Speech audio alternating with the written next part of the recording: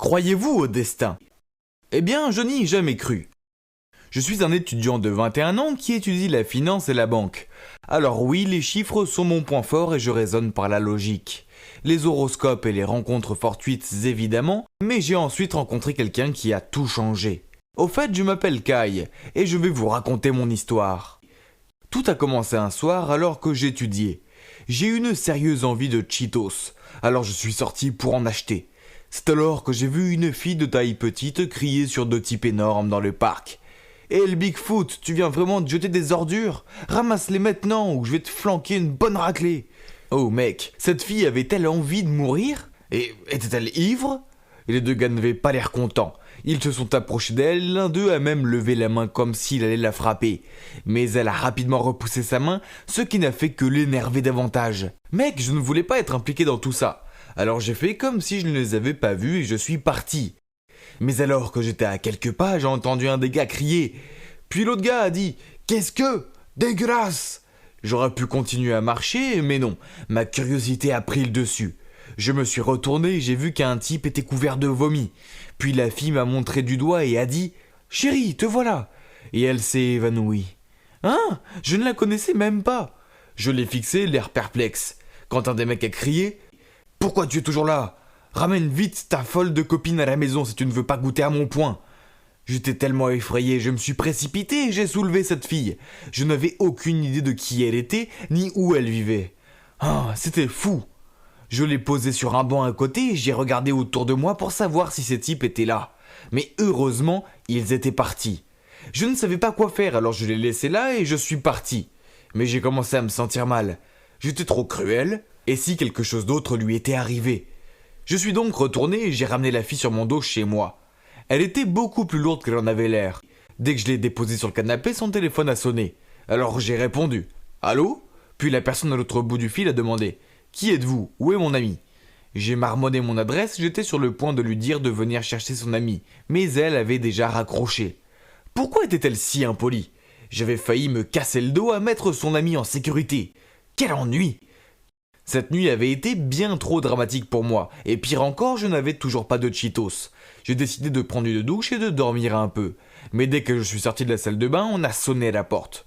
J'ai supposé que ça devait être l'ami de la fille, alors j'ai ouvert la porte. Puis deux flics m'ont immédiatement plaqué contre le mur et m'ont menotté, avant que je puisse comprendre ce qui se passait. L'un d'eux a dit que des accusations d'enlèvement et d'agression avaient été portées contre moi, et j'ai été escorté au poste. Quoi? J'ai essayé d'expliquer ce qui s'était passé, mais ils n'ont pas voulu m'écouter. Cette nuit-là, alors que j'étais assis dans une cellule froide et peu accueillante, j'ai regretté ma gentillesse. Je n'ai pas fermé l'œil. J'espérais juste que le lendemain matin arrive rapidement pour que je puisse confronter cette fille à propos de cette fausse accusation. Mais avant que je puisse le faire, le policier m'a libéré à l'aube. La fille avait dessoulé et leur avait dit que ce n'était qu'un malentendu. Heureusement, elle se souvenait encore un peu. Sinon, je n'osais plus l'imaginer. J'ai juré que je ne m'impliquerais plus jamais avec quelqu'un en détresse. Aucune bonne action ne demeure impunie. Vraiment, hein? Quelques jours plus tard, alors que je regardais la télévision, quelqu'un a frappé à ma porte.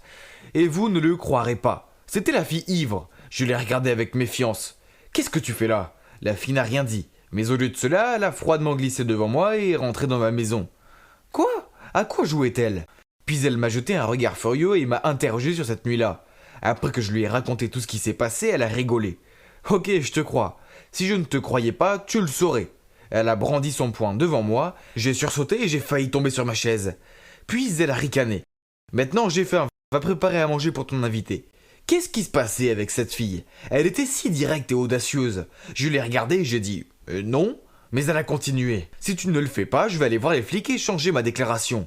Puis elle s'est levée pour partir. Alors j'ai rapidement dit ok, très bien. Puis j'ai cherché à contre-cœur de la nourriture dans mes placards. Ah, les spaghettis, je vous fais confiance, vous ne me décevez jamais. Donc j'ai préparé des spaghettis avec la sauce bolognaise pour nous. Pendant qu'elle mangeait, elle a dit « Au fait, je suis Nora, la meilleure étudiante scénariste du pays. » Elle m'a fait un clin d'œil. Elle m'a remercié pour le repas et elle est partie. Ouf, ça doit s'arrêter là, n'est-ce pas? Eh ben non, il s'est avéré que ce n'était que le début. Le lendemain matin, elle m'a envoyé un texto. « Viens me déposer à l'université le plus vite possible, sinon j'appelle les flics. » Elle était sérieuse? Puis elle m'a envoyé un autre message avec son adresse et m'a dit de me dépêcher.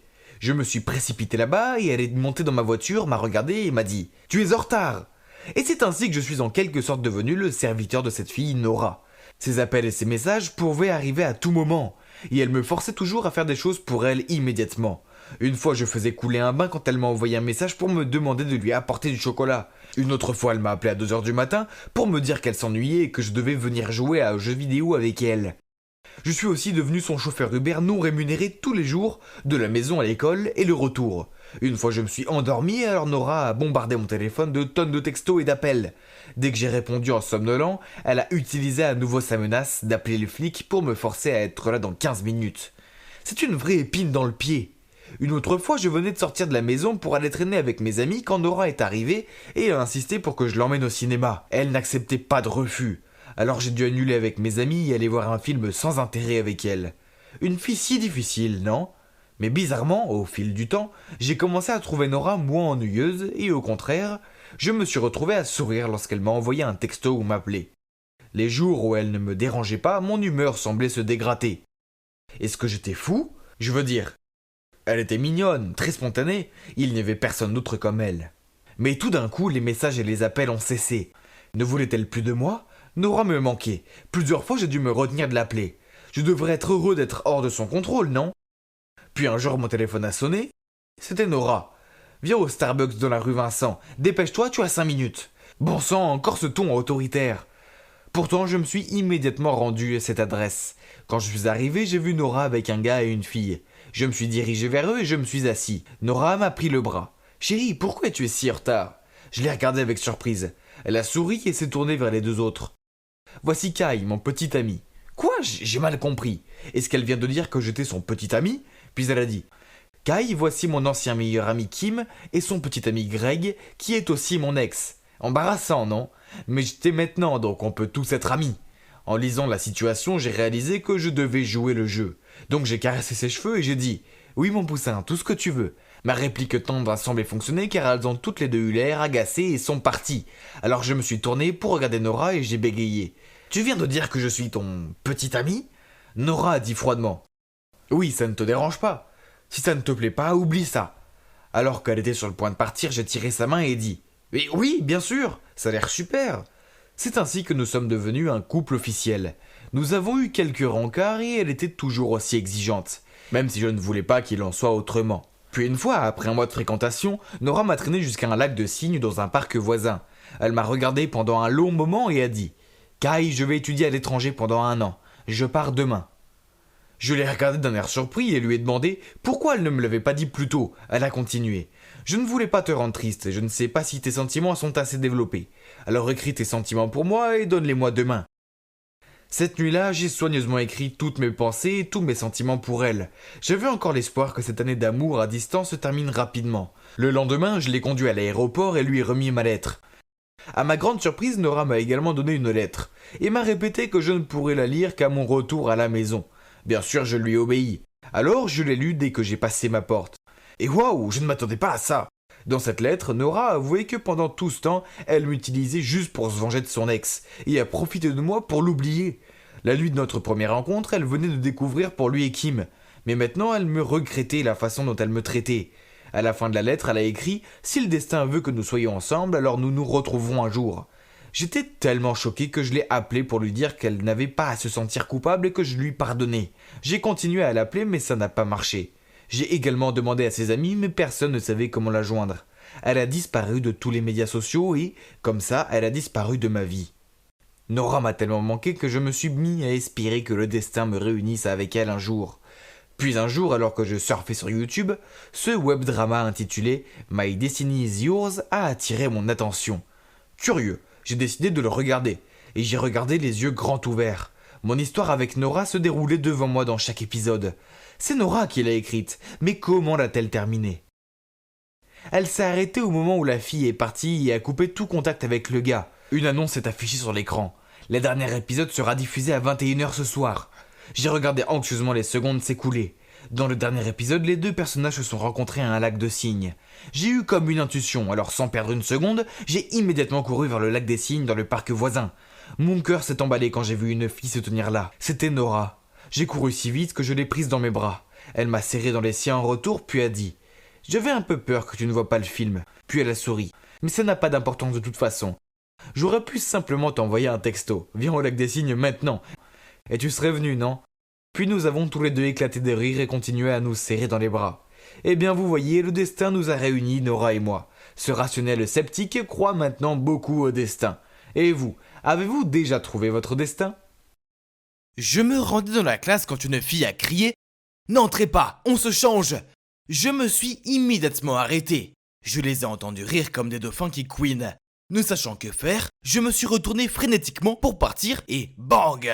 Brille, brille, brille, petite étoile! Je me suis murmuré à moi-même. Qu'est-ce que ce mur faisait là et pourquoi y avait-il toutes ces étoiles en plein jour? Je suis tombé à genoux et peur que mon nez saignait. Puis j'ai vu cette jolie fille qui me regardait fixement. Hélas, était-elle un ange? Ne vous inquiétez pas, vous allez vite vous habituer à cette école. Au fait, je m'appelle Dalina. Puis elle m'a fait un clin d'œil. Non, ce n'était pas un ange, c'était une étudiante. Donc, je m'appelle Daniel, et mon premier jour de travail en tant que professeur principal n'était pas comme prévu.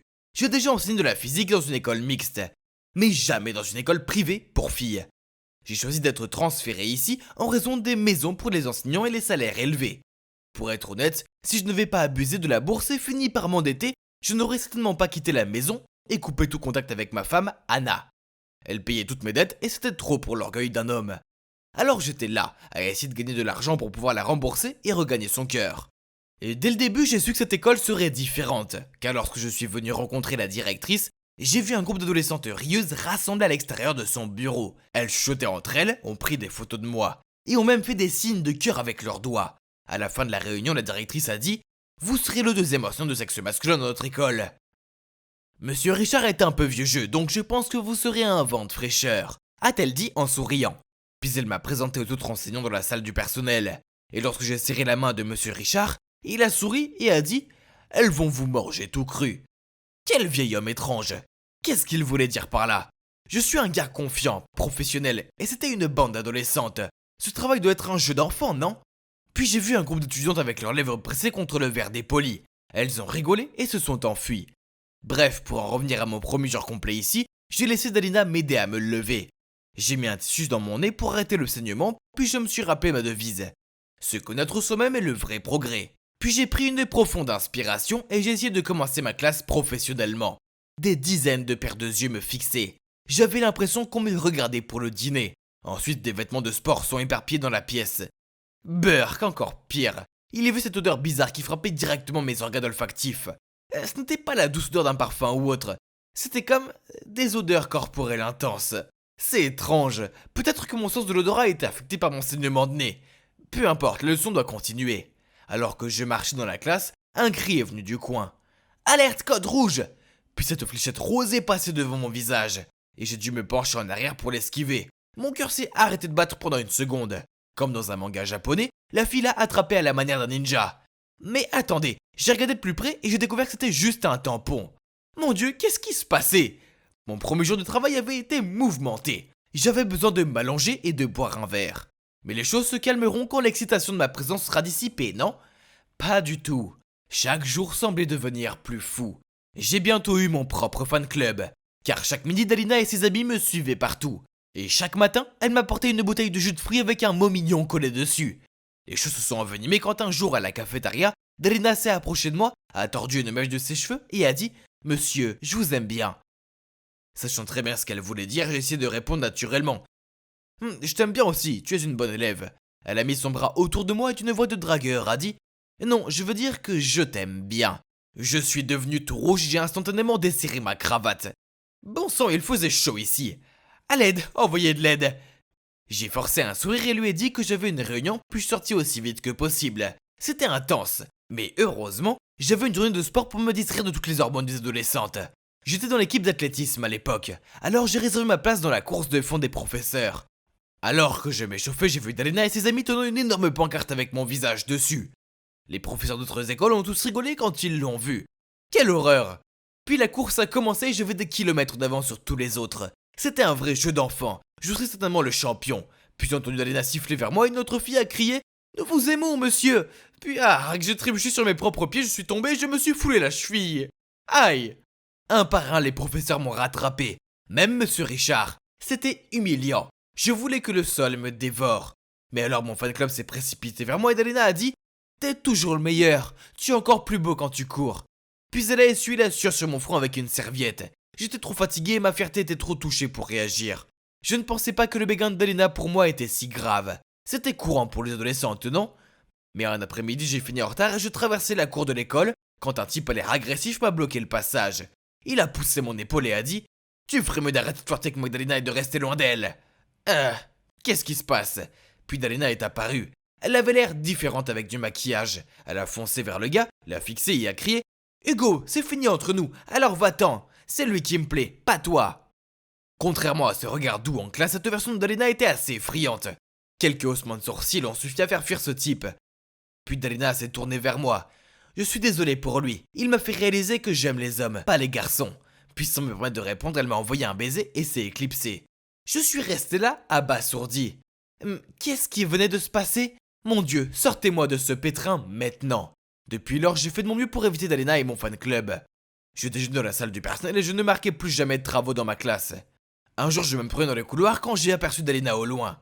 Alors j'ai rapidement pris un autre couloir et boum! J'ai foncé sur la nouvelle fille et nous nous sommes tombés tous les deux dessus. Livres et les fournitures du bureau volant partout. Je me suis excusé et l'aidé à se relever, mais elle m'a regardé et m'a dit « Oh, c'est donc ici que tu te caches !» Quoi? Oh, c'était Chloé, ma belle-sœur. J'ai vite rassemblé ses affaires et les lui ai données, puis je me suis précipité. Elle a crié après moi. « Tu sais qu'Anna est morte d'inquiétude pour toi ?» Un pincement au cœur m'a envahi. Sans me retourner, je lui ai dit « Je suis désolé, je rentrerai quand je pourrai la rembourser. » Super, maintenant je vais Chloé éviter aussi. Elle était tenace. Elle m'attendait après les cours et me harcelait pour que je rentre à la maison. Mais qui peut comprendre mes sentiments? Je ne pourrais plus regarder le visage d'Anna avant d'avoir gagné assez d'argent. Puis un jour après l'école en sortant de ma classe, j'ai reçu un message de Chloé. « Je suis à la piscine. S'il te plaît, viens. J'ai de gros problèmes. » Que se passait-il? Craignant que quelque chose de grave ne lui arrive, je me suis précipité là-bas, en sueur et essoufflé pour la voir debout, l'air parfaitement bien. Je lui ai demandé ce qui se passait, elle a haussé les épaules. Ma boucle d'oreille est tombée dans la piscine. Quoi? J'ai froncé les sourcils. Je n'ai pas le temps pour tes jeux puérils. J'étais sur le point de partir quand une Dalina furieuse se dirigeait vers moi. Hé la rouquine bizarre! Arrête de flirter avec mon Danielou, compris? Chloé a souri et les bras croisés, elle a répondu. C'est toi qui devrais rester loin de... Danielou. Elle a rigolé. Tu ne veux pas agiter un chiffon rouge devant un taureau? Dalina a laissé échapper un cri de guerre avant de foncer sur Chloé. Mais celle-ci a esquivé Dalina et est tombée la tête la première dans la piscine. Chloé a roulé les yeux. Laisse-moi deviner, elle va prétendre qu'elle ne sait pas nager. Bien sûr, Dalina a commencé à crier. Aide-moi Daniel, je suis en train de mourir. Je pensais que c'était un autre piège de Dalina. Mais non, elle se débattait toujours sous l'eau. J'ai donc rapidement sauté pour la sauver. Elle n'était pas consciente, alors j'ai commencé à lui faire du bouche à bouche. Après un moment, Dalina semblait reprendre conscience. Mais alors j'étais un peu soulagé, j'ai entendu une voix familière. Que fais-tu, Daniel? Je me suis arrêté et retourné. Je n'arrivais pas à le croire. Anna était là avec un regard de détresse sur le visage. Dalina s'est assise et a dit « c'est qui elle? Je suis sa femme, mais je pense que je ne devrais pas être ici. » Puis elle est partie en trombe. J'ai essayé de lui expliquer que ce n'était pas ce à quoi elle pensait. Elle a laissé échapper ce cri de désespoir, puis elle a sangloté. « Tu m'as quitté sans rien me dire et je te trouve en train d'embrasser une adolescente? Je ne veux plus jamais te revoir. » Puis elle a enlevé son alliance et me l'a jetée dessus. J'ai cru que j'avais perdu Anna pour toujours. Mon cœur se brisait. Mais alors Dalina s'est approchée de nous et a dit « Je suis désolé, je ne me noyais pas. J'ai fait semblant pour qu'il m'embrasse. Tout est de ma faute, ne lui en voulez pas. » Puis Chloé est apparue et a soutenu Dalina. Elle a avoué qu'elle avait organisé la rencontre avec Anna et moi à la piscine pour que nous puissions nous parler et régler tout ça. Mais Dalina est apparue et a tout gâché. Après ça, Dalina a enfin réalisé que je suis un homme marié et heureux. Elle a arrêté tous ces trucs de fan club. Mais elle m'apporte toujours du jus de fruits. Mais cette fois avec un mot d'excuse collé dessus. J'ai fait de mon mieux pour me rattraper auprès d'Anna pour avoir été un crétin. Je n'aurais pas dû fuir mes problèmes et laisser la femme que j'aime dans le flou. C'était pas juste. Quant à ce travail, je suppose qu'il n'est pas si mal. Donc je reste dans le coin même si j'ai fini de rembourser Anna. C'est fait du bien d'être le beau gosse de la maison. Et maintenant je suis habitué au groupe d'adolescentes et à leur saute d'humeur. Ha! Berk, il y a une mouche dans mon verre. C'est dégueulasse. Je vais pas payer pour ça. Le gamin a poussé la tasse de limonade dans ma main, puis s'est enfui. Je viens de te voir la déposer dedans. Et ce n'est même pas une vraie mouche. Hé! Arrête! J'ai crié après lui, mais c'était trop tard. Et il était parti. Et maintenant le reste de mes clients aussi. Mince, c'était la 3e fois cette semaine. Et je savais exactement qui était derrière tout ça. Lucas! J'ai jeté un coup d'œil par-dessus la barrière et j'ai foncé vers son stand de limonade. En voyant son faux sourire, je suis devenue encore plus furieuse et j'ai versé le gobelet de limonade sur ses baskets, arraché un billet d'1$ de sa main et je suis partie. Vous voyez, je suis amie et je suis le genre de fille qui sait ce qu'elle veut et obtient ce qu'elle veut. Et ce que je veux, c'est que Lucas admette sa défaite et arrête de se mêler de mes affaires. Oh! J'ai été sur cette mission pendant les 10 dernières années. Je ne plaisante pas, c'est une véritable guerre entre nous et ce n'est pas du tout une partie de plaisir. Surtout maintenant que nos parents sont impliqués dans cette affaire. Vous voyez, mes parents et les siens sont les meilleurs amis du monde. En fait, ils sont si proches que je suis presque sûre qu'à l'époque, nos mères ont planifié leur grossesse ensemble, si bien que Lucas et moi sommes nés à 1 semaine d'intervalle.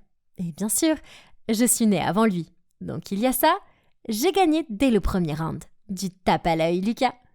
Mais encore pire que les fêtes d'anniversaire communes, les vacances partagées et le fait d'être camarade de classe avec lui depuis plus d'une 12aine d'années, je dois aussi vivre à côté de lui. Oui, nos parents ont délibérément emménagé à côté parce qu'ils pensaient que nous élever ensemble serait amusant. Ils rêvaient que nous soyons les meilleurs amis comme eux. Ah, aucune chance. Au contraire, notre détestation l'un pour l'autre a commencé dès notre plus jeune âge. Chaque fois que Lucas venait chez moi, il jetait mes Barbies à travers la pièce, leur coupait les cheveux ou enveloppait ma maison de poupée dans du papier toilette. Alors je me suis vengée en transformant sa chambre en un champ de mines de Lego. Ha! Et puis j'ai dessiné des fleurs sur son stupide visage pendant qu'il faisait la sieste. Nos parents ont mis ça sur le compte de petites choses mignonnes que les enfants faisaient, mais rien de tout ça n'était mignon. C'était la guerre. Notre querelle s'est intensifiée dès que nous avons commencé à aller à l'école.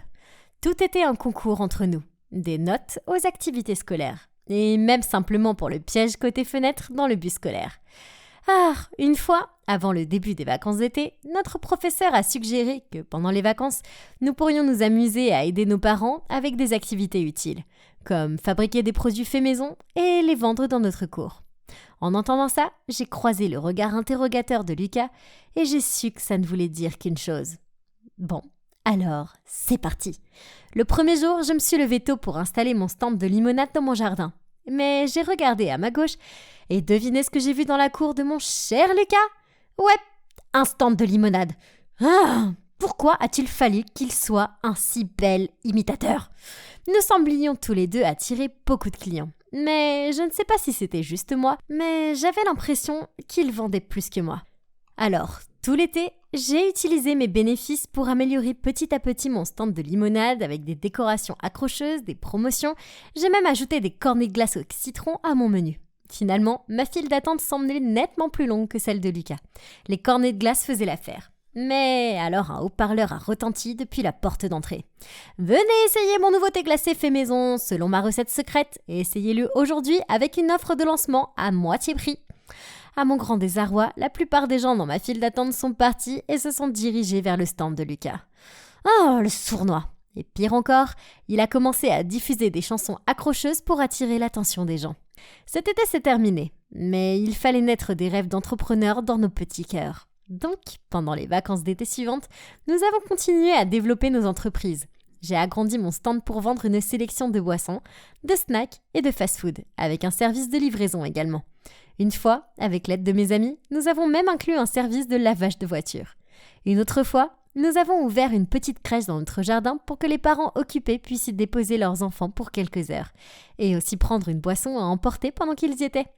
Ça a l'air bien, non ? Mais vous savez quoi ? Quoi que j'ai vendu, quoi que j'ai fait, quelques jours plus tard, Lucas est allé faire exactement la même chose. Et ensuite, il a eu le culot de m'accuser de copier ses idées. Oh, il était si agaçant. Bref, à 17 ans, ce qui n'était au départ qu'un passe-temps amusant s'est tellement développé que j'ai ouvert un mini-restaurant dans mon garage. Au début, c'était logique, parce que ça signifiait que j'avais des clients quel que soit le temps, et il y avait aussi quelques tables à l'extérieur. Et sans vouloir me vanter, les sièges étaient rarement vides. Et puis bien sûr, vous l'avez deviné, Lucas a transformé son garage en mini-restaurant dîner lui aussi. Oh, nos dîners sont devenus nos hot postes bien connus dans notre quartier et ils étaient si populaires que nos parents ont continué à les gérer toute l'année. Le fait que quoi que je fasse, Lucas le fasse aussi, me rendait furieuse. Puis, pour m'embêter encore plus, il a envoyé ses amis un samedi et ils sont restés assis occupant toutes les places tout en commandant des coca. Alors, j'ai envoyé mon amie Célia dans son restaurant et elle a fait semblant d'avoir une intoxication alimentaire après avoir mangé leur nourriture. Puis, elle a fait semblant d'avoir des nausées et a couru aux toilettes jusqu'à ce que les clients soient tous effrayés et partent.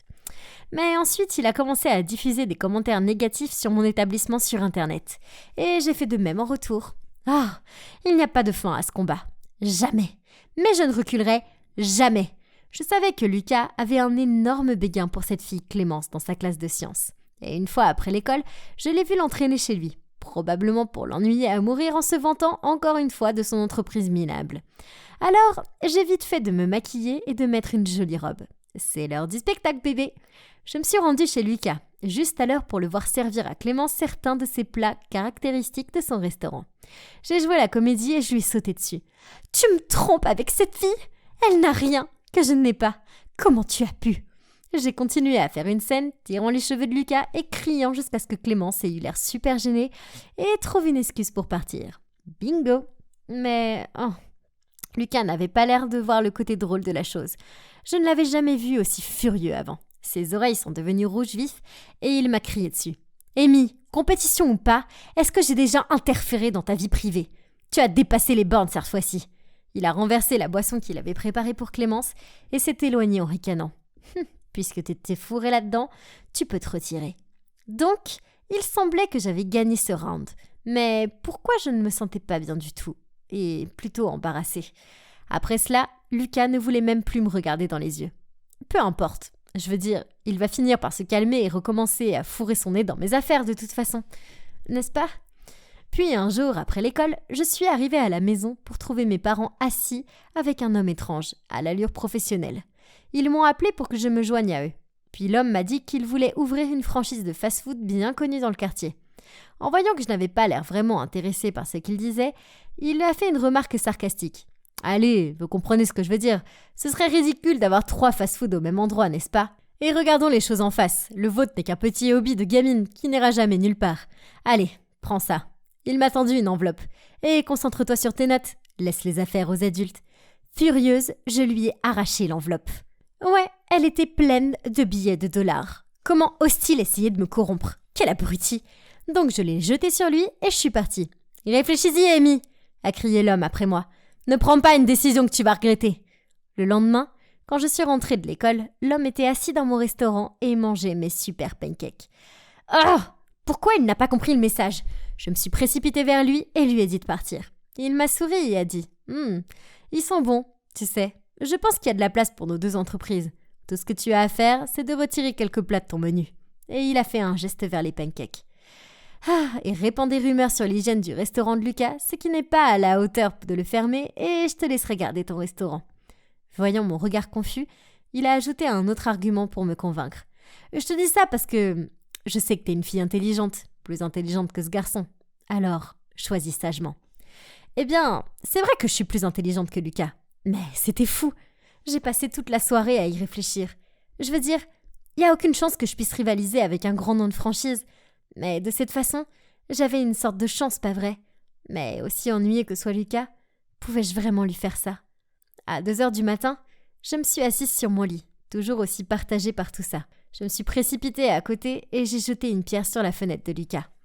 La lumière dans sa chambre s'est allumée tout de suite. De toute évidence, il passait lui aussi une nuit blanche. Il a regardé dehors et m'a vue. Puis il m'a rejoint sur le porche et nous sommes restés assis en silence pendant un moment. Puis, il a pris la parole.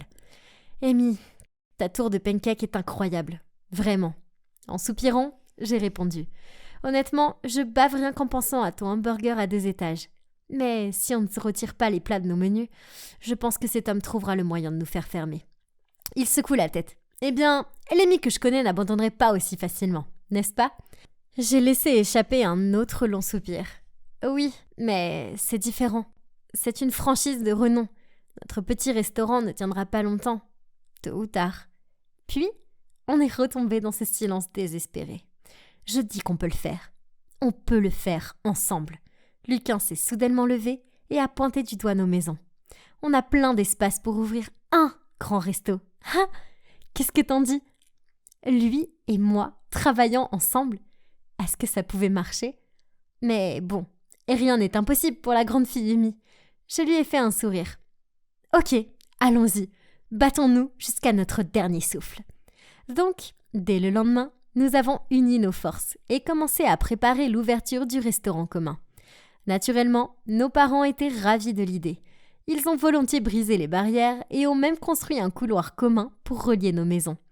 Nous sommes maintenant officiellement enregistrés comme une seule entreprise et nous avons tous nos certificats d'alimentation, de sécurité et d'hygiène. Vous savez, les trucs ennuyeux mais officiels. Quant aux franchisés, il s'avère que les gens de la ville nous sont fidèles. Alors, quand l'histoire de ces sales coups s'est répandue, tout le monde lui a dit qu'il boycotterait son restaurant s'il en ouvrait un. On n'a plus jamais entendu parler de lui. C'est le karma.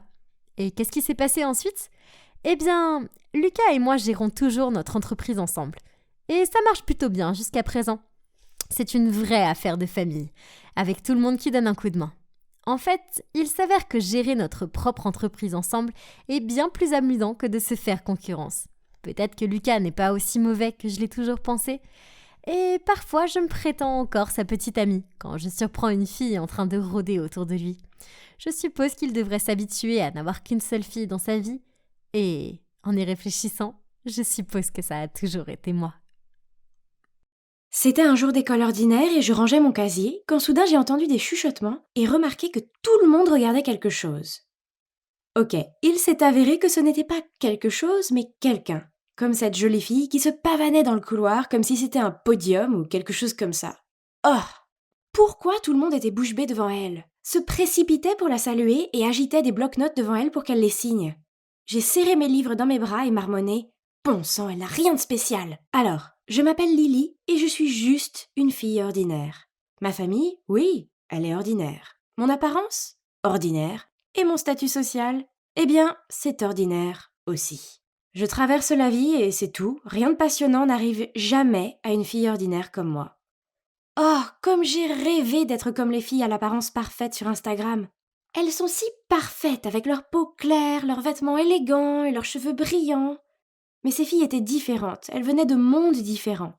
Eh bien, au moins, j'avais toujours mes livres, ma meilleure amie Sarah et mon petit ami mignon Hugo. Mais tout a changé quand Stacy a débarqué à l'école avec son look parfait et sa routine « Je suis si douce et amicale ». Ouais, c'est ça. Et alors, qu'importe si elle avait un joli visage et un petit rôle dans une émission de télévision. Sous son faux éclat, elle n'était clairement pas tout ça. Je suis entrée dans la classe d'anglais et je l'ai vue assise au bureau à côté du mien. Oh, génial. Je n'ai même pas pu aller m'asseoir parce que tout le monde l'entourait, lui posant des questions stupides telles que « Quel shampoing utilises-tu » et « As-tu des pauses pour grignoter quand tu filmes ton émission ?» Bon sang, donnez-moi une pause plutôt à moi. Quand j'ai enfin réussi à m'asseoir, elle m'a souri et d'une voix sirupeuse, elle m'a dit « Bonjour, j'espère que je peux m'asseoir ici. Je m'appelle Stacy. » Oui, bien sûr.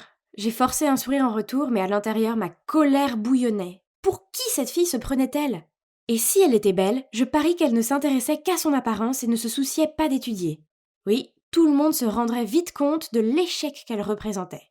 Et puis un jour, pendant la récréation, Stacy, la Barbie vivante, a suggéré que nous commencions un album de promotion. Et maintenant, tout le monde la traite comme si elle avait réussi à atteindre la paix mondiale ou quelque chose du genre. Or, vous savez le pire dans tout ça ?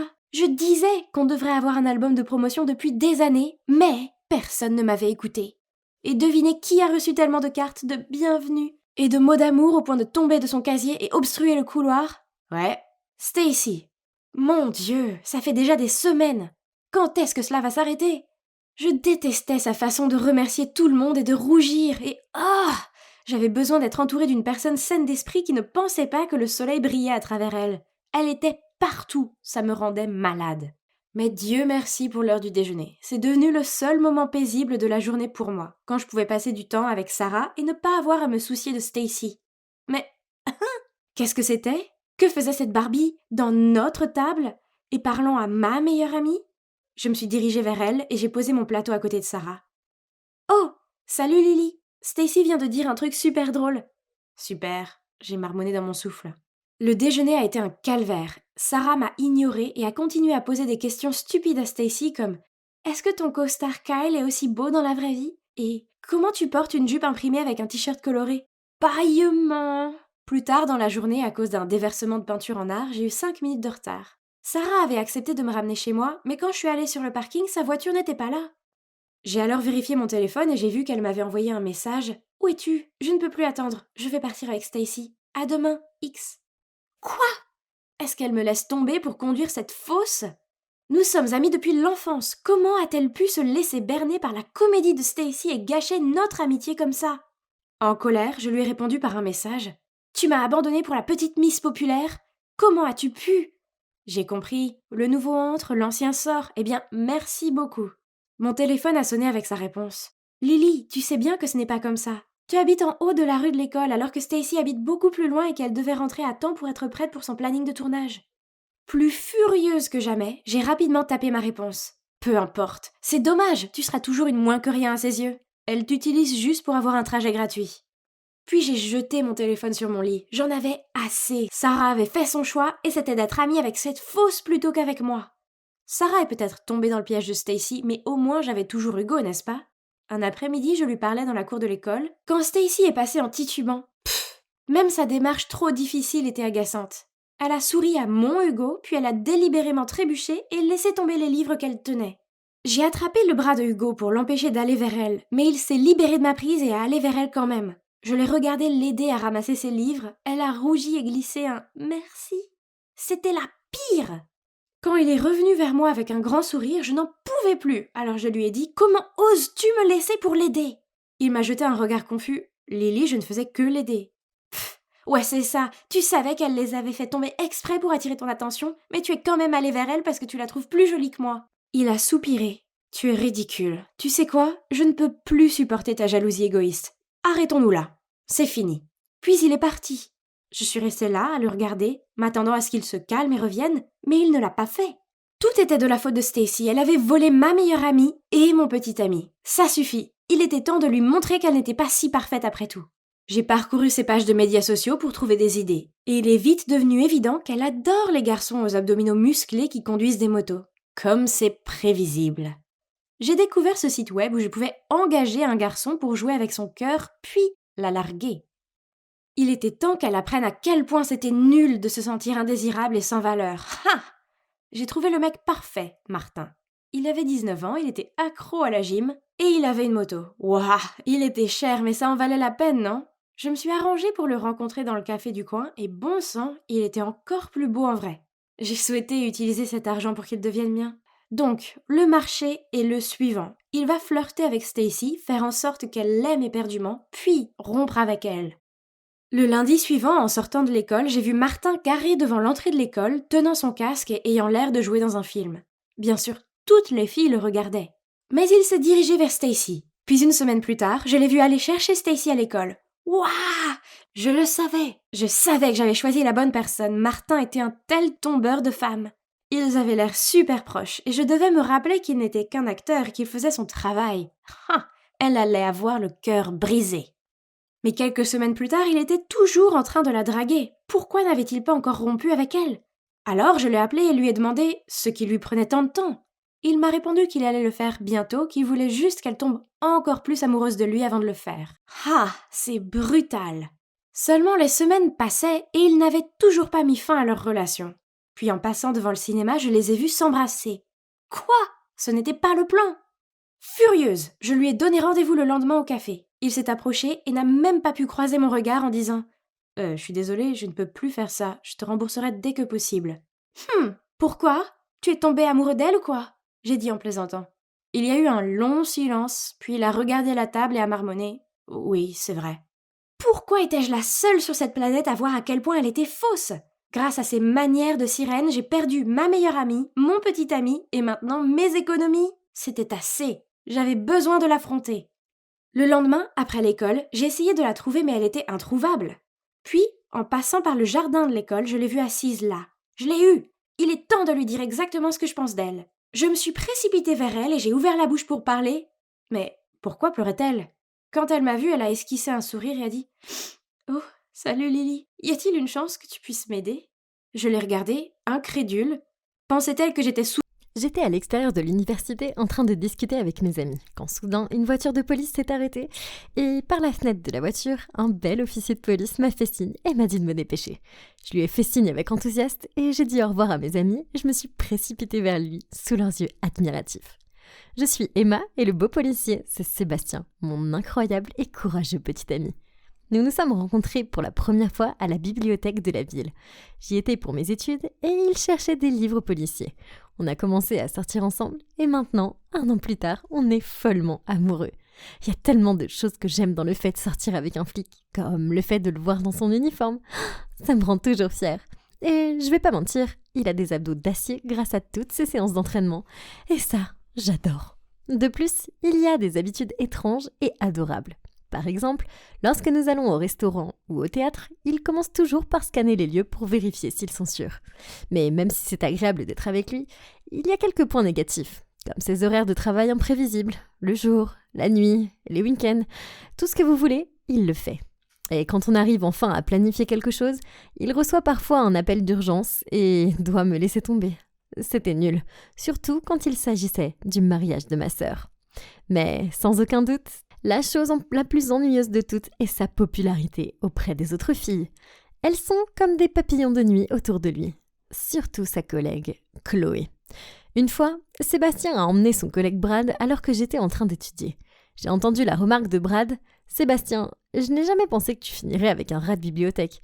Je pensais que tu finirais avec Chloé. Tout le monde peut voir que vous avez une forte connexion tous les deux. » Sébastien a essayé de rire et de dire que c'était absurde, mais la jalousie est montée en moi. Au moment où Brad est parti, j'étais vraiment bouleversée. Alors, j'ai emballé mes livres et je suis partie. Il m'a arrêtée et m'a demandé ce qui n'allait pas. Faisant de mon mieux pour ne pas pleurer, j'ai lâché. « Pourquoi tu n'es pas avec Chloé ? Tu passes tout ton temps avec elle. » Il a secoué la tête, a souri, puis a dit « Ignore Brad, c'est un plaisantin. » Et oui, je passe du temps avec Chloé, je travaille avec elle, mais c'est toi que j'aime, et tout le monde le sait.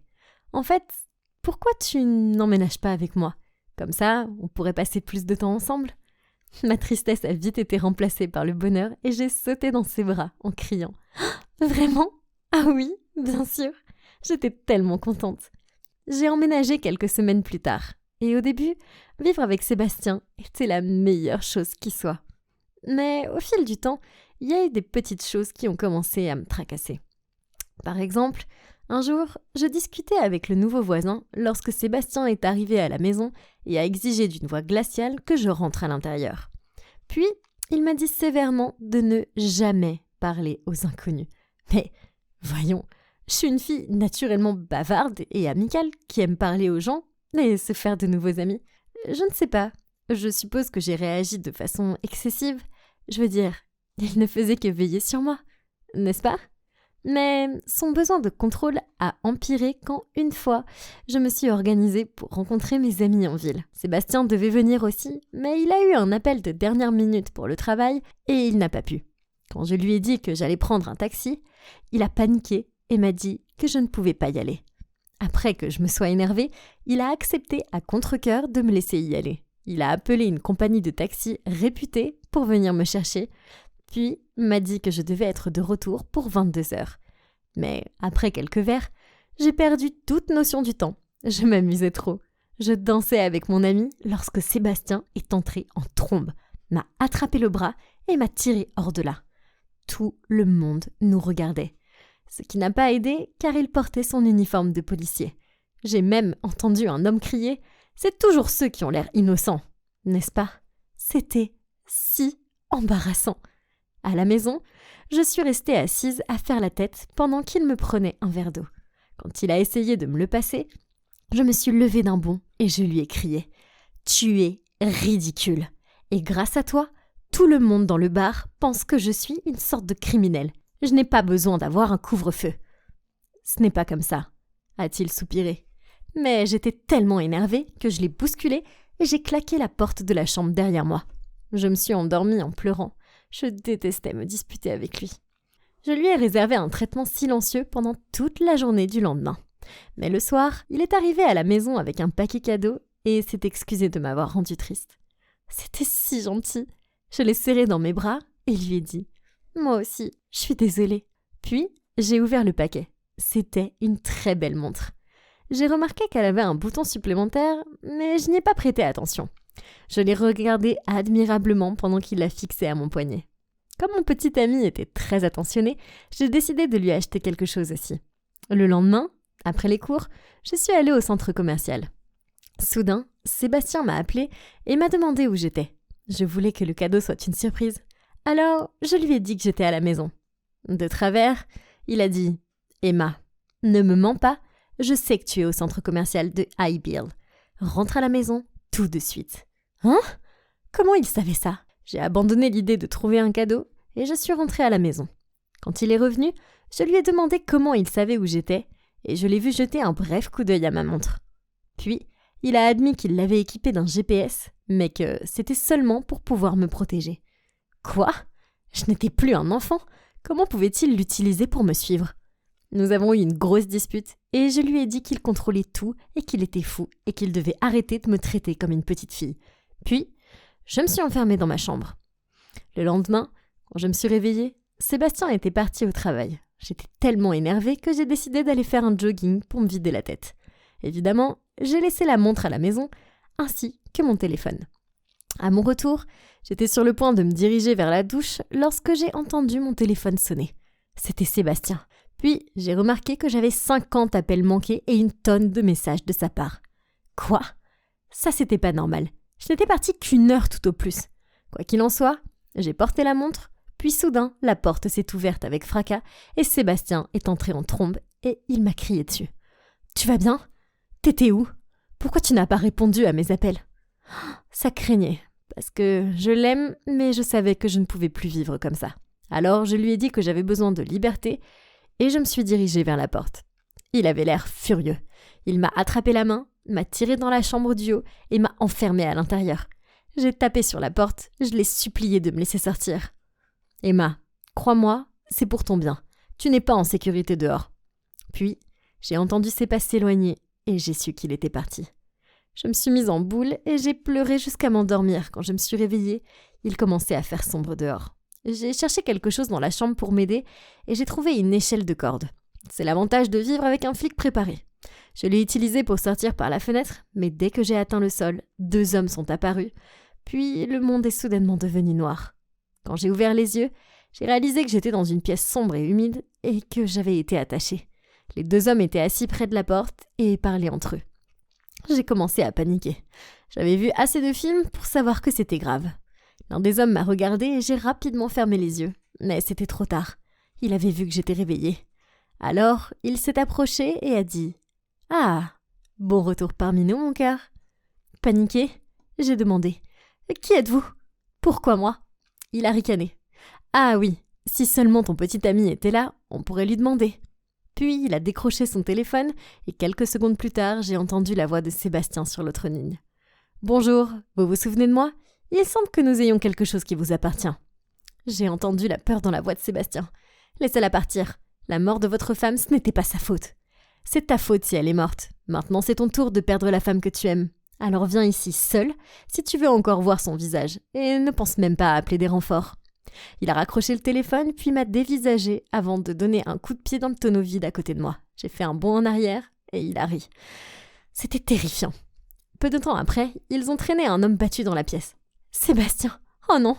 Sébastien a réussi à me regarder, à forcer un sourire et à bredouiller.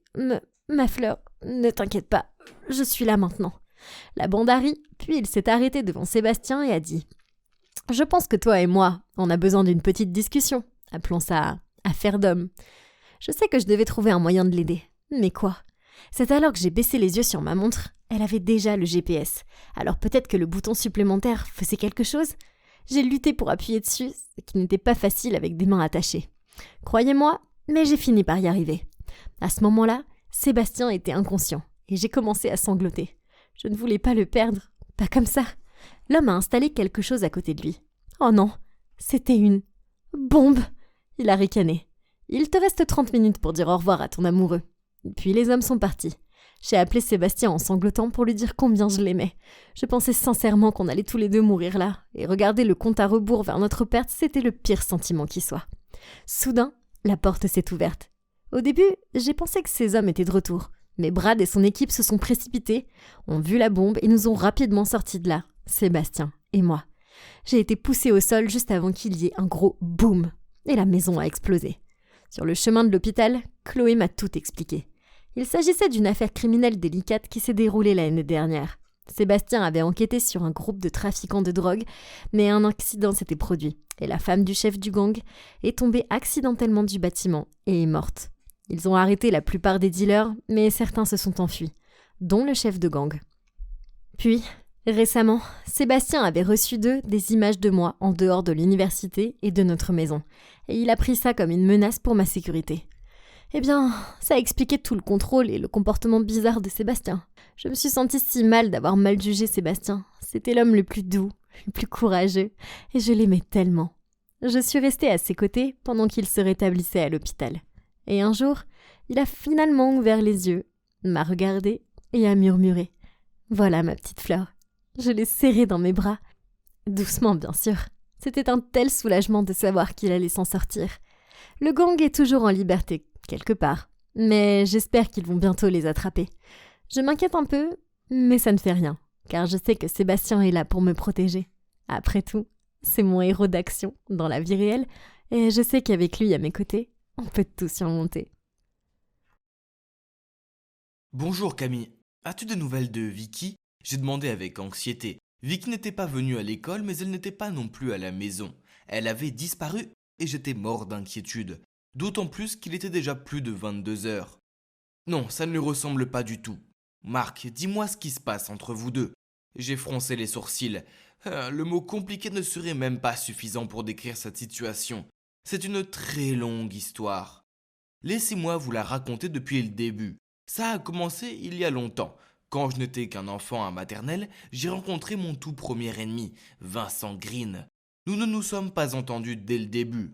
Un jour, je venais de finir ma ville Lego quand Vincent a débarqué comme Godzilla et l'a réduite en miettes. C'est ainsi que la guerre entre nous a continué tout au long de nos années d'école. Il sabotait tout ce que je faisais et vice-versa. Une fois quand c'était mon tour de chanter en classe de musique, Vincent a fait des bruits de paix et toute la classe a éclaté de rire. Le même jour, j'ai versé de la colle liquide sur son collage. Une autre fois, il a collé un mot dans mon dos disant « j'ai mouillé le lit ». Sérieusement, je devenais vraiment paranoïaque quant à pourquoi tous ces enfants riaient en me montrant du doigt. Alors en retour, j'ai mis cette peluche rose dans son sac à dos. Et en classe, quand il a voulu sortir sa trousse, la peluche s'est envolée et a atterri au milieu de la pièce. À l'époque, Vincent semblait déjà être un véritable aimant à fille. Je suppose qu'elle le voyait comme un joli garçon. Mais allez, tous les enfants se ressemblent, non ? Alors j'ai commencé à dire à tout le monde Vincent ne peut jouer qu'avec les filles. Dégoûtant.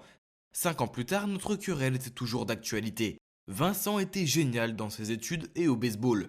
Aussi, il était le favori du prof d'éducation physique et je sais que ça peut paraître stupide, mais le fait d'être entouré de filles n'était plus dégoûtant. C'était comme une médaille d'honneur. J'essayais vraiment d'être meilleur que Vincent en tout. J'étais aussi l'un des meilleurs élèves. J'ai rejoint l'équipe de foot et j'avais aussi des filles autour de moi. Pourtant, ce n'était pas suffisant. Pas avant que Vincent n'accepte sa défaite. Mais ensuite, on était au collège et devinez quoi ? Vincent n'était pas là. Enfin, j'étais libéré de lui. Maintenant, je pouvais rester au top, flirter avec les filles et devenir capitaine de basket sans qu'il essaye de me saboter. Tous les yeux étaient sur moi et c'était fantastique. Bien qu'une petite partie de moi regrettait la compétitivité. Puis un autre jour, comme tous les autres jours au lycée, je marchais dans le couloir et j'ai remarqué que toutes les filles étaient en train de s'agiter pour quelque chose. Qu'est-ce qui se passe ? J'ai demandé à mon meilleur ami Thomas quand je suis arrivé à mon casier. Je sais pas trop, c'est probablement le nouveau garçon ou quelque chose comme ça. Les filles crient dans tous les sens. J'avais un mauvais ressenti à ce sujet. Et puis comme dans ces scènes de drame coréen au ralenti, le nouveau garçon a déambulé dans le couloir avec un sourire charmant, une main tenant une batte de baseball et l'autre tirant sur les filles. Mon visage devenait lentement chaud, les yeux écarquillés sur le nouveau garçon. Oui, c'était Vincent. Il s'est glissé devant moi, a ricané et a fait un clin d'œil.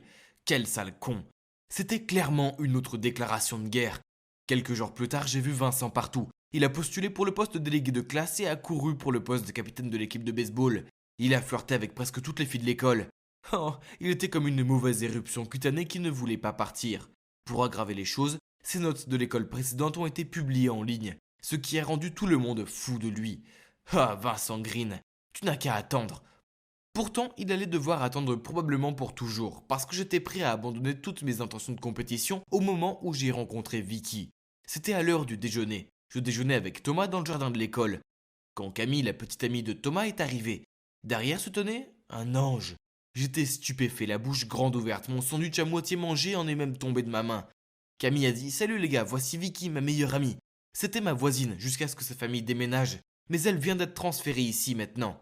Vicky nous a fait un sourire amical. J'ai bien sûr saisi cette chance et je me suis tout de suite lié d'amitié avec elle. Très vite, Vicky et moi avons commencé à sortir ensemble. Quand j'étais avec elle, j'avais l'impression que tout le monde était en sourdine. Elle était ce rayon de lumière dans l'obscurité. Elle était parfaite pour moi, intelligente, belle, exquise, et c'était la seule fille de l'école qui ne s'extasiait pas devant Vincent. En fait, elle ne l'avait même pas mentionné une seule fois.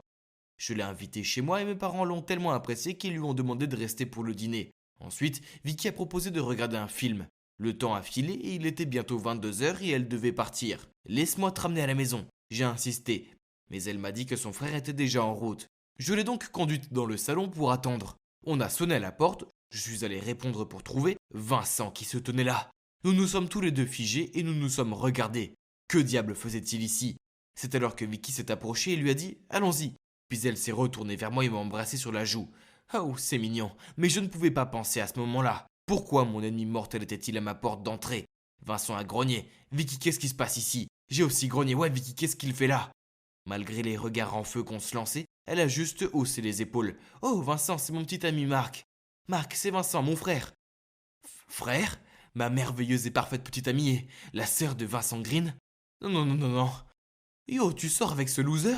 Vincent a pointé un doigt tremblant vers moi. « Tu es vraiment la sœur de cet abruti ?» Je tremblais encore plus, tandis que Vicky semblait indifférente et s'éloignant vers la voiture. Vincent m'a immédiatement grogné dessus. « Éloigne-toi de ma sœur, avant de la poursuivre rapidement. » Je suis resté là, immobile, le regard horrifié. Je ressemblais probablement à une sorte de gargouille. Pas possible. Comment une fille aussi formidable que Vicky pouvait-elle être liée à cet abruti? Le lendemain, Vicky m'a envoyé un SMS pour que je la retrouve dans un café. Il faut qu'on parle. Ouah, aucun homme ne veut jamais entendre ces mots. Tu parles d'un mauvais présage. Mais nous étions censés aller à un double rendez-vous avec Thomas et Camille ce soir, n'est-ce pas?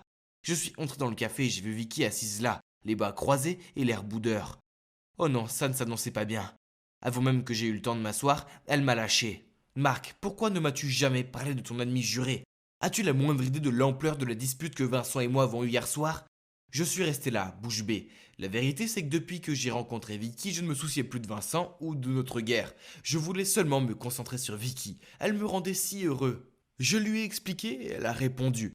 Vincent te déteste toujours. Il m'a interdit de te rencontrer à nouveau. Bien sûr, je ne l'écoute pas, mais je veux que vous résolviez cette stupide querelle. Il n'y a rien à résoudre. Il a commencé quand nous étions encore des enfants. Ce type est un crétin de première classe. Je commençais à m'énerver. Vicky a soupiré. Je suis sérieuse, vous avez besoin de parler. Quant à moi, je ne vais pas laisser Vincent me dire qui je peux ou pas voir. J'étais tellement en colère contre ce mec que j'ai refusé de comprendre ses paroles. Je lui ai répété à plusieurs reprises que je ne voulais rien résoudre avec Vincent. Puis ça a empiré. Étant aussi stupide que possible, j'ai lâché. C'est lui ou moi. Alors, qui ça va être? Vicky, furieuse, s'est levée et a crié. Comment oses-tu me faire choisir un camp? Je t'aime, mais c'est mon frère. Puis elle est partie en trombe. Est-ce qu'elle vient de dire qu'elle m'aimait? Oh mon Dieu, qu'est-ce que je venais de faire? À ma grande surprise, le double rendez-vous a quand même eu lieu. Nous étions tous les quatre dans ce restaurant italien, mais Vicky n'a pas dit un mot. C'était tellement gênant. Quand Vicky était aux toilettes, Camille m'a donné un conseil. Tu devrais écouter Vicky, faire la paix avec Vincent. Puis à mon grand dame, Thomas était aussi du même avis. J'ai ignoré ça et j'ai demandé à Camille de ramener Vicky à la maison.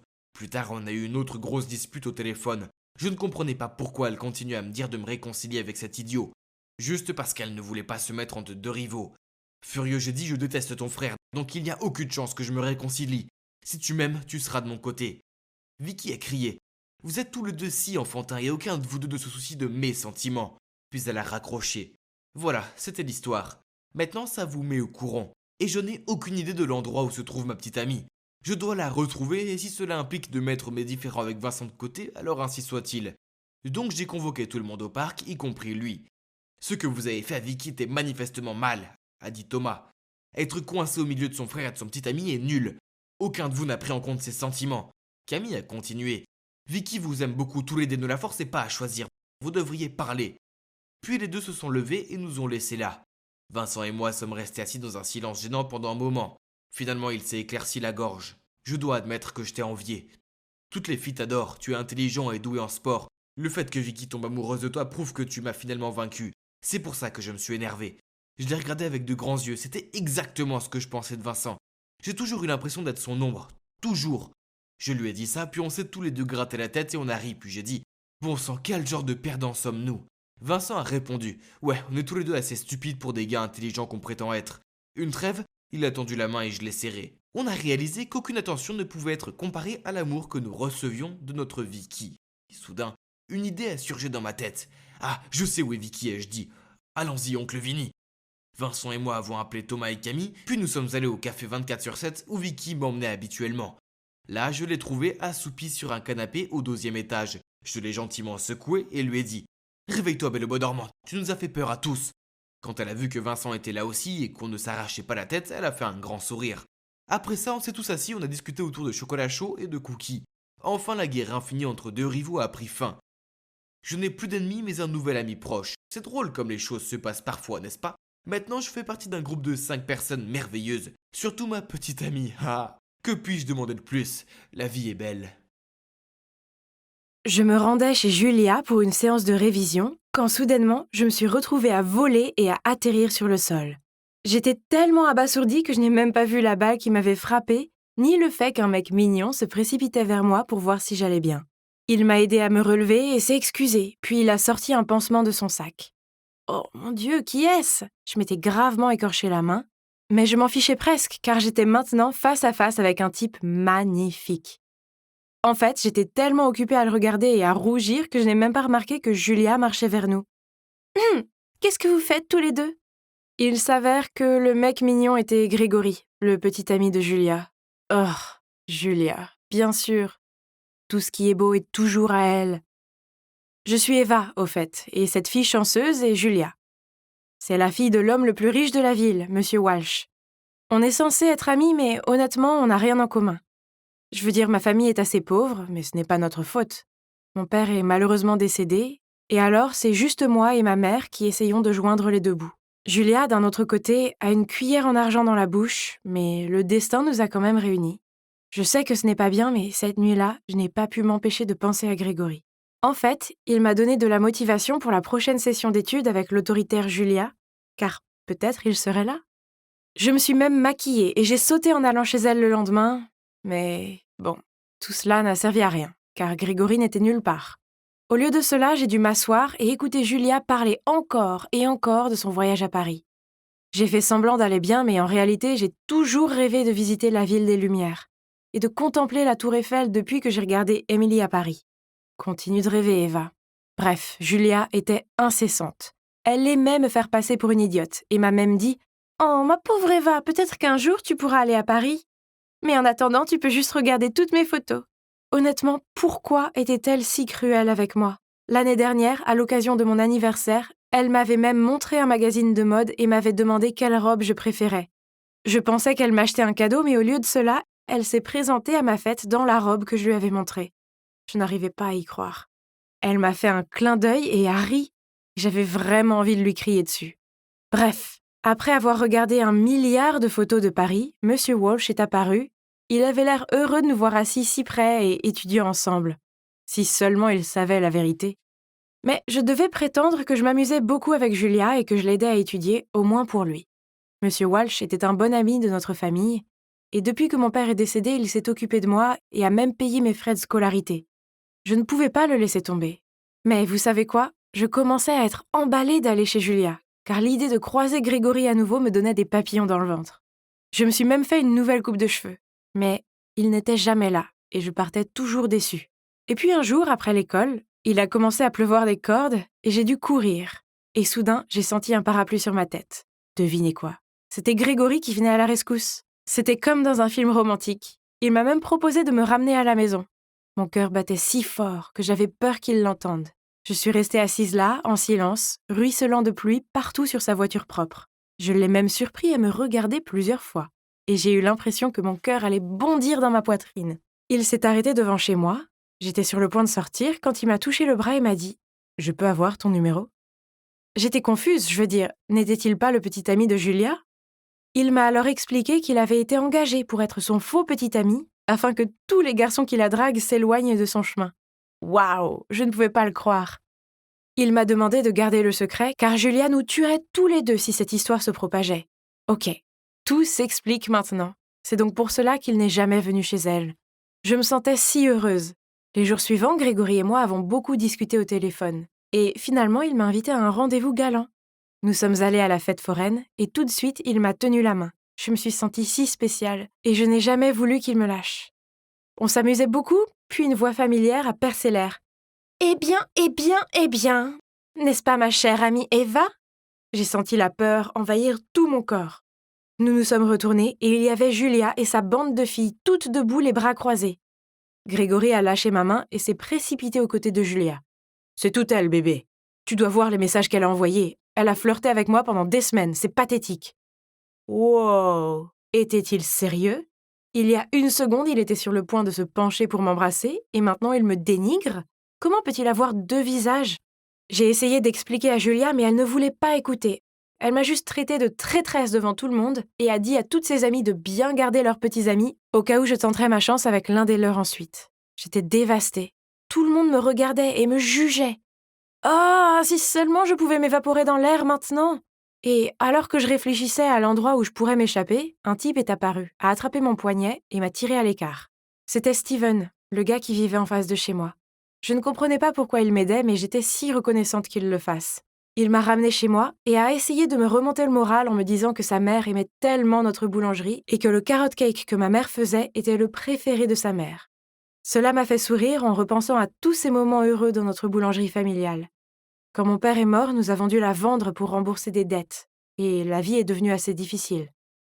Heureusement, M. Walsh nous aidait, mais après ce qui s'est passé avec Julia, je n'étais pas sûre que je pourrais l'affronter. Le lendemain, à l'école, tout le monde me regardait fixement. Je n'ai même pas pu trouver une place pour m'asseoir au déjeuner. Qu'est-ce que j'avais fait? J'avais tout gâché. Et puis, ça a empiré. Mon téléphone a sonné. C'était M. Walsh. Il disait qu'il était très déçu par moi et que je n'avais plus besoin de venir donner des cours à sa fille. J'avais envie de pleurer. Et en même temps, je me sentais tellement soulagée. J'ai lu la suite et il a dit « Je suis désolé, mais je ne peux plus tenir ma promesse. Je continuerai à subventionner tes frais de scolarité, mais tu devras trouver une solution pour l'université. Bonne chance. » Mon cœur s'est effondré. Non seulement j'avais été rejetée par tout le monde à l'école et poignardée dans le dos par Grégory, mais maintenant la porte de l'université m'était aussi claquée au nez. Qu'est-ce que j'allais faire? Ma vie était finie. Je me sentais si mal que je suis sortie de la cantine et je suis rentrée chez moi. Je n'ai pas osé aller à l'école les jours suivants. J'étais malheureuse. Et juste quand j'avais perdu tout espoir, on a frappé à ma porte. C'était Grégory. Qu'est-ce qu'il faisait là? Il a dit qu'il était désolé pour ce qui s'était passé et que je lui manquais tellement. Puis il m'a demandé si je serais intéressée pour être sa petite amie secrète. Qu'est-ce que c'est ça? J'étais tellement en colère que je voulais lui claquer la porte au nez, mais il a été assez rapide pour attraper ma main, ce qui m'a surpris. À ce moment précis, Steven est passé devant moi. En me voyant debout avec Grégory, son visage a changé et il est parti immédiatement. Oh non! Je ne pouvais vraiment pas le laisser se méprendre sur ma personne, c'était le seul ami qui me restait. J'ai arraché mon bras de Grégory et j'ai couru après Steven. Je l'ai finalement rattrapé et lui ai dit que j'avais l'impression que le monde entier était contre moi et que je ne savais pas quoi faire. Il m'a dit de me calmer, puis nous sommes allés nous asseoir sur un banc dans le parc, tandis qu'il me laissait tout lui confier. Lorsque j'ai fini de parler, j'étais au bord des larmes. Puis il a dit « Écoute Eva, tu vaux mieux que ça. Ne fais pas semblant de t'intégrer à ces gens dans ton école. Les bonnes personnes te verront telle que tu es vraiment. Tu es forte et tu peux tout surmonter. Je sais que tu le peux. » Il avait raison, je valais mieux que ça. Je n'avais pas besoin de tomber aussi bas que Julia et ses amis. Et je n'avais certainement pas besoin de compter sur l'argent de M. Walsh. Je me débrouillerais toute seule, comme je l'ai toujours fait. J'ai donc postulé pour un emploi à temps partiel dans un café. Gagner mon propre argent était si bon. Je me sentais soudain libre et je savais que tout allait bien se passer. Mais un jour, alors que je travaillais, Julia et sa bande sont arrivées. Elles n'étaient toujours pas remises de ce qui s'était passé. Et devant tout le monde, elles ont ressorti ce que j'avais fait pour m'humilier. Et elles l'ont même enregistré. Et je ne pouvais pas m'arrêter de trembler. C'était trop. C'est alors que j'ai jeté une tasse de café sur Julia et je suis sortie en courant. Julia a crié après moi qu'elle allait dire à ma mère tout ce que j'avais fait. Sans aucun doute, Julia l'a vraiment fait. Elle a même envoyé à maman des photos de moi et Grégory à la foire. Eh bien, ma mère ne l'a pas bien pris. Je me suis précipitée chez moi pour essayer d'expliquer après que maman m'ait crié dessus au téléphone, mais ensuite je ne pouvais trouver maman nulle part. J'ai appelé son téléphone et un homme a répondu. Il a dit que ma mère était à l'hôpital après s'être évanouie. Oh mon Dieu! Je suis allée à l'hôpital immédiatement et j'ai découvert qu'elle s'était effondrée à cause du choc, mais heureusement elle allait bien. Elle devait rester à l'hôpital pour le reste de la journée pour être surveillée, alors je suis allée chez nous chercher une tasse de café. C'est alors que je l'ai vu. Grégory! Il était dans la salle d'à côté, assis avec une fille. J'ai failli laisser tomber le café sous le choc. Ils avaient l'air proches. J'ai attendu qu'il soit parti et je suis allée demander à la fille si Grégory était son petit ami. Eh bien, il s'est avéré qu'ils sortaient ensemble depuis 2 ans déjà. Donc il la trompait 3 fois. Cette fille méritait de connaître la vérité. Alors j'ai pris une grande respiration et je lui ai tout dit. Elle était si bouleversée. Nous avons décidé de nous venger. Alors la fille a appelé Grégory et lui a demandé de revenir. Dès qu'il est arrivé, nous l'avons confronté et avons obtenu la vérité une fois pour toutes. Il n'a jamais été le vrai petit ami de Julia. En fait, voici la partie choquante. Il a été engagé par Julia pour prétendre sortir avec moi et ruiner ma vie. Apparemment, elle était jalouse de l'attention que son père m'accordait depuis la mort de mon père, et que son père la comparait constamment à moi. Il n'arrêtait pas de s'excuser auprès de sa copine et lui disait combien il l'aimait et qu'il n'avait accepté d'aider Julia que pour pouvoir gagner un peu d'argent pour l'aider à payer ses frais médicaux. J'étais abasourdie. Grégory était tellement désolé et a dit qu'il allait tout avouer. Il l'a posté sur le forum de l'école pour me disculper et pour que tout le monde voie l'horrible vérité sur Julia. Et bien sûr, quand M. Walsh l'a vu, il l'a fait venir et s'est excusé auprès de moi. Et il s'est aussi excusé lui-même et a proposé de payer à nouveau mes frais d'université. Vous pensez que j'ai accepté son offre? Bien sûr que non. Je ne comptais que sur moi-même maintenant, et il n'y avait pas de retour en arrière. Je n'avais besoin de l'aide de personne. Vous vous demandez peut-être comment j'ai pu me payer l'université? Sûrement pas avec mon salaire de serveuse, n'est-ce pas? Eh bien, après avoir terminé le lycée, j'ai réalisé à quel point la boulangerie me manquait. C'est là que je me sentais vraiment heureuse. J'ai donc décidé d'étudier pour devenir chef pâtissier, et maintenant, ma mère et moi avons ouvert une nouvelle boulangerie. Je n'ai jamais été aussi heureuse, et il y a une dernière chose que je veux partager. Ah, en fait, la voici. Hey, Steven, j'ai préparé le gâteau préféré de ta mère, allons la surprendre. Je ne pouvais pas m'empêcher de sourire quand Steven a pris le carrot cake, m'a embrassé sur la joue, et nous nous sommes dirigés vers sa voiture. La vie est tellement plus simple maintenant, et plus douce, et j'adore ça. Le jour de ma rentrée de lycée, je me suis présentée dans ma tenue de gothique extrême, comme tous les autres jours. Je me sentais bien. Mais malheureusement, la prof n'a pas apprécié mon look. Elle m'a jeté un regard dégoûté et a lâché. Comme c'est bizarre. Excusez-moi. Alors, comment définissez-vous le mot « normal » ? Comment se fait-il qu'être soi-même, c'est anormal, mais qu'il est tout à fait normal de vivre une vie fausse et ennuyeuse, juste pour s'adapter à une société qui juge tout le monde ? Toute la classe a sursauté et m'a regardé fixement. Quant à la maîtresse, je l'avais rendue muette. Je suppose que le mot est passé. Quant à la récréation, ce garçon gothique roux m'a souri et a dit « Hey, c'est Miranda, c'est ça ? Tu veux rejoindre mon groupe ? Pas besoin de demander 2 fois. Ce type était mignon. Et tout le monde dans ce groupe était gothique aussi. C'est ici que j'avais ma place. Il partageait mon point de vue sur la façon dont les standards de beauté inatteignables des médias sont faux et comment tout le monde est pathétique pour s'efforcer de ressembler à des poupées produites en masse. Je les aime bien. En fait, je n'avais pas beaucoup d'amis. Vous voyez, dès que j'ai découvert ma véritable identité à 13 ans et que j'ai commencé à m'habiller de cette façon, mes anciens amis m'ont abandonné. Les gens sont toujours si prompts à juger et ne se sentent pas bien avec ceux qui sont différents. C'est tellement nul. Mais peu importe. Ces mélangeurs fades ne pourront jamais comprendre mes efforts pour me démarquer et être fidèle à moi-même. La seule fille qui est restée avec moi, c'est Isabelle. Ma meilleure amie depuis qu'on a 6 ans. Et mon rouge à lèvres noir et mes ras de cou ne l'ont pas effrayée. Mes parents pensaient simplement que je traversais une phase de rébellion. Alors ils me laissaient faire ce que je voulais. Seule ma grande sœur Harper était fâchée à ce sujet. « Oh, s'il te plaît. Biologiquement et techniquement, tu n'es pas une gothique. Tu es une américaine qui aime le style gothique. » Ah, trop jalouse. Voyez-vous, Harper était le genre de fille ordinaire. Comme tout le monde. Oh, peu importe, puisque c'est son affaire, je m'en fiche. Mais s'il vous plaît, ne me forcez pas à être comme elle. Ok, revenons aux choses de l'école. À partir de ce jour, j'ai rejoint les Goths. Ils étaient tous très cool. Surtout le gars aux cheveux rouges, Ralph. Plus je passais de temps avec lui, plus je savais qu'on était faits l'un pour l'autre. Alors, un jour, j'ai confié à Isabelle mes sentiments pour lui, et je lui ai dit que j'avais l'intention de lui demander d'être mon petit ami. Tu es sûre? C'est juste que tu le connais pas depuis longtemps et tu sais pas ce qu'il ressent pour toi. Oh, bien sûr, Isabelle était comme d'habitude, douce, attentionnée et inquiète. Mais allez, c'était un pari gagné d'avance. C'est bon, Izzy. Je suis la plus cool, pas seulement dans mon groupe, mais aussi dans cette école. Y a pas de risque qu'il me rejette. Non. La réponse de Ralph m'a transpercée sans la moindre hésitation. J'ai même pas fini ma confession d'amour. Aouh. En me voyant immobile et la bouche grande ouverte, Ralph a continué. Écoute, Miranda, ton style est vraiment cool. Et je sais que tu es l'une des nôtres, mais honnêtement, chaque fois que je te parle, je trouve ça tellement sans goût. En plus, je sors déjà avec Erin, alors on devrait juste être amis.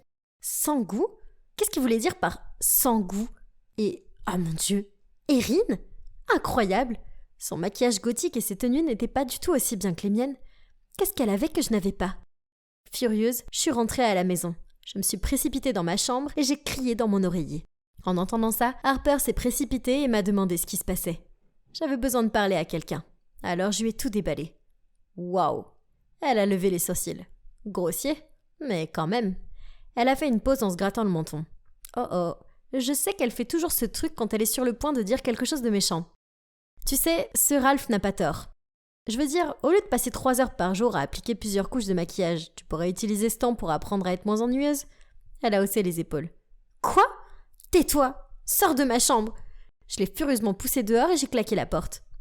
Mais, en y réfléchissant bien, et si les autres enfants avaient cessé d'être amis avec moi, non pas à cause de mon look, mais à cause de mon manque d'intérêt? Non, ça peut pas être le cas. Harper faisait juste son habituelle personne ridicule. Donc, je suis restée fidèle à moi-même tout au long du lycée et j'ai continué à vivre ma vie à ma façon. Personne ne peut me faire changer d'avis. Jamais. Ouais, je sais, la dernière année est importante, c'est pourquoi j'ai fait un effort consistant pour assister à la foire d'inscription à l'université. Après avoir erré à un moment, j'ai été attirée par la section des sciences sociales d'une université. C'était ça. C'était ce que je voulais faire comme spécialisation. C'était tellement excitant. J'avais enfin trouvé quelque chose d'intéressant en dehors du style de vie gothique. Cette nuit-là, j'ai demandé à Harper de prendre une photo de moi pour l'envoyer avec mon dossier de candidature. Elle m'a jeté un regard gênant et a répondu. Tu crois vraiment qu'il voudrait interviewer une étudiante qui a l'air d'appartenir au château de Dracula? Non, elle vient pas de dire ça. Quel manque de respect. Pourquoi vous vous souciez tant des apparences? On choisit quelqu'un en fonction de son caractère, pas de son apparence. Eh bien, si l'apparence n'est pas si importante, pourquoi ne pas arrêter d'être si en colère, se changer et prendre une simple photo? Harper a élevé la voix. Discuter avec elle était inutile. Alors, j'ai couru dans ma chambre et je me suis enfermée pendant 2 jours entiers. Je déteste ce monde.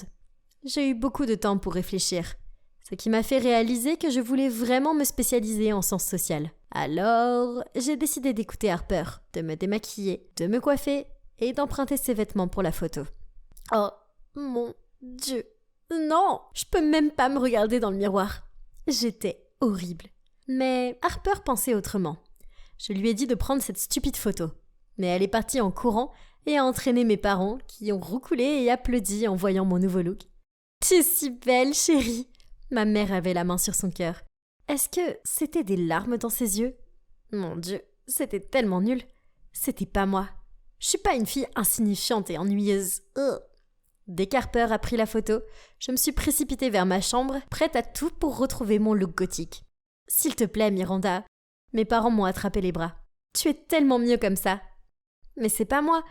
Si je reste pas gothique, je vais me perdre. » Je me suis libérée. Quelques semaines plus tard, j'ai reçu une réponse de l'université. J'avais passé l'étape de l'entretien en ligne. Waouh! Mais cette fois, je me changerai pas. Pendant l'entretien, un professeur m'a demandé quelles étaient mes expériences sociales, comme des emplois à temps partiel ou des services de bénévolat social. J'en avais fait aucune. J'y avais pensé de temps en temps, mais à cause de mon look gothique, je n'ai pu travailler nulle part. J'ai admis ça au professeur et j'ai annoncé fièrement « Être une gothique, c'est ma véritable identité ». Quelques semaines plus tard, j'ai reçu leur courriel de réponse. Harper, Isabelle et mes parents se sont rassemblés autour de moi dans le salon, mais... Oh non! J'ai marmonné une fois que j'ai ouvert l'email. Ils m'ont rejeté. Je me suis levée et j'ai couru en larmes jusqu'à ma chambre, tandis qu'Isabelle me suivait. Ne t'inquiète pas. Isabelle s'est assise à côté de moi et m'a frotté le bras. Ils ont une autre inscription à l'automne, donc tu as encore quelques mois pour te préparer. J'en ai plus besoin. Laisse-moi tranquille. Je dois avoir l'air effrayée car elle est partie discrètement après ça. Le lendemain, j'étais si déprimée que je suis allée voir mes amis gothiques. Je me sentirais sûrement mieux avec mes semblables, non?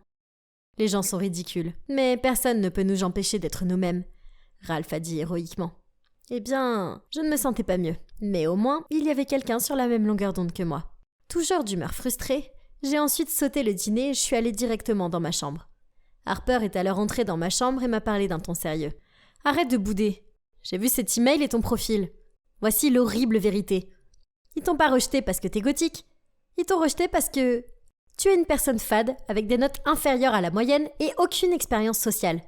J'ai jeté mon oreiller sur elle, lui demandant de quitter ma chambre sur le champ et de ne jamais revenir.